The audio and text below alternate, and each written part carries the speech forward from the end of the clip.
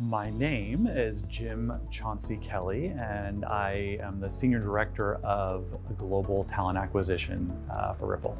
What excites me about coming to Ripple every day is the people, especially my team, but all the other folks I get to work with here at Ripple, partnering with folks in the ERG that I'm a part of, talking to folks in really every part of the firm, frankly.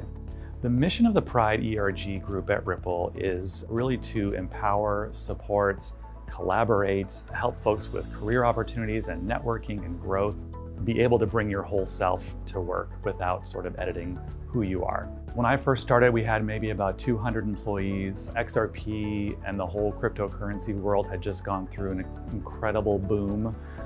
So all eyes were on Ripple, as they continue to be to today. We've grown the company by hundreds of employees since then, and we continue to be in the spotlight of the cryptocurrency community. It makes it pretty exciting. ERGs are something that, for me, I have a long history with. Back in the early stages of my career, I helped create and form an ERG at a large asset manager where ERGs were a very new thing, but I've always found, to me personally, being supported and being able to bring my whole self to work is incredibly important to be satisfied in your role and happy to go to your job every day.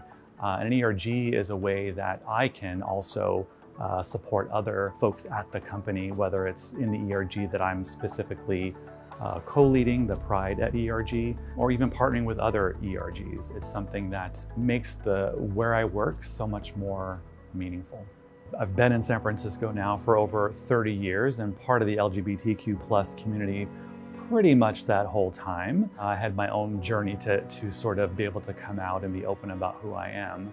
But over time, you know, in the early days, I wasn't allowed to be married to my now husband. I was one of the first 1,500 people to be legally married to my husband here in San Francisco. And that was beyond special. It was so meaningful and deep as a human being to be treated the same and not a second-class citizen here. And to this day, you know, who I am as a leader of a pretty impactful function at a top-notch startup here in San Francisco is incredible to me that I get to have this opportunity and be who I am today. I feel like I can bring my full self to work. I don't tend to cover things. I talk about my husband. I talk about things I've done on the weekend without worry of ridicule or being made fun of or not feeling part of anything.